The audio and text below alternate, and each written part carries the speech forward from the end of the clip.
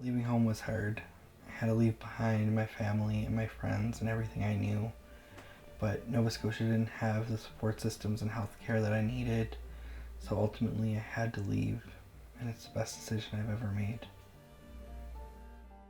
We have records of trans people stretching back thousands of years. We know that we have pretty reliable evidence going back at least as far as the Roman Empire. We have written records of trans people going back at least 2,000, 2,600 years. And we have other evidence to suggest that trans people existed much earlier than that as well.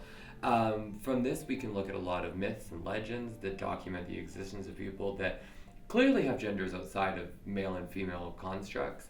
And also when we look at different cultures around the globe, we've seen examples on every single continent and every single civilization of people that we don't see fitting into those nice neat boxes of male and female.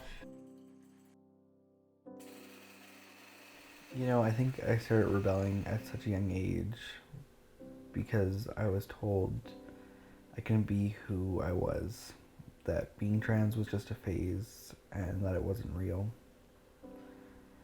I felt rejected by a lot of people, especially my mom, who tried to have me admitted to a psych ward just for being trans.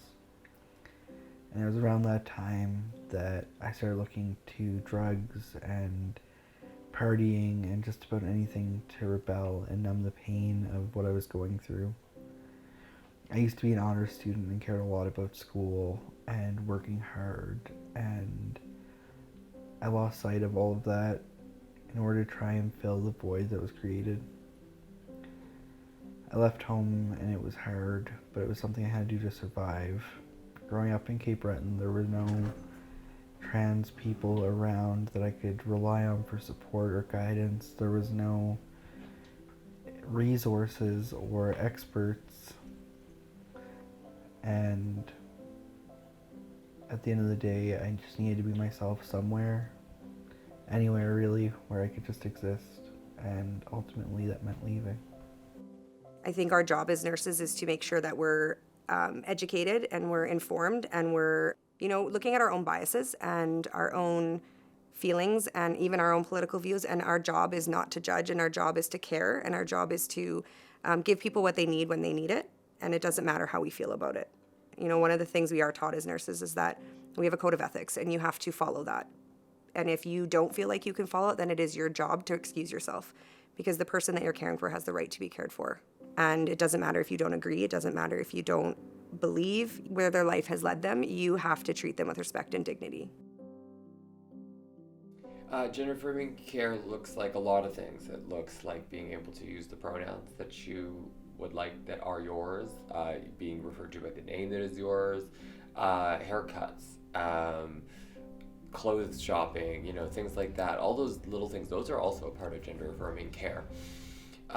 There's also access to legal change, changing your name, changing your gender marker. That's also gender affirming care. And then there's gender affirming health care. That should always be conducted between a physician and the person in question. If that is under 18, then there's a parent or guardian. That can be puberty blockers. Puberty blockers were actually created for precocious puberty, which affects cis kids primarily. And so what we started to notice over the last 40 years is that sometimes cisgender people start going through puberty as young as 8, 9, 10, long before they're really ready for those changes to hit. And so we just hit the pause button. And we looked at that and said, for trans kids, they might not want to go through this puberty, so we can give them a chance to figure that out. That's all it is. It's hitting the pause button so they can make a decision and say, yeah, you know what, I do want to have an estrogen-based puberty or a testosterone-based puberty. And we're just saying, yeah, we also agree. People should have the time to figure that out and make the best choice for them with all of their supported loved ones around them, ideally. But let's be realistic about what this happens. And sometimes parents are not supportive. and we are putting somebody in harm's way. Feeling good? So many people ask me why I transitioned as if it was a choice that I made. The reality is that the only choice I ever made was to be myself, and I wish more people realized that. Transitioning isn't some choice that I woke up one morning and said, today I'm going to be a man.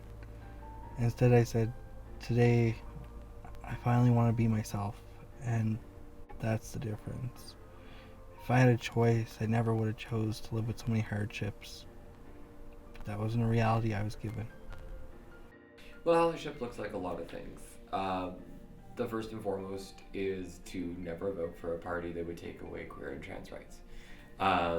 We have to discipline our political parties because they will respond when they get really bad electoral results. And if they run on attacking trans rights and they get wiped out in election, they have to go back and think of new policies to sell to people. And we have to teach them that every time you put this on the ballot, no one will vote for you. We'll see parties offer a wide ranging of platforms, so someone can say, well, I'm not voting for them for the trans stuff. I'm voting for them because of the tax policy.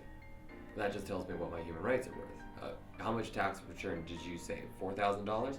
Cool, that's what my human rights are worth. Even when there's people who aren't always going to understand, who don't always get it, who don't quite grasp the full concept of it, the people who support you and love you in your life are going to want to understand your perspective anyways. And if you say like, hey, this is my person, this is why I appreciate this relationship, they're kind of going to follow along suit. If they support you, and if they don't, then why do you want somebody who's not supporting you in your life?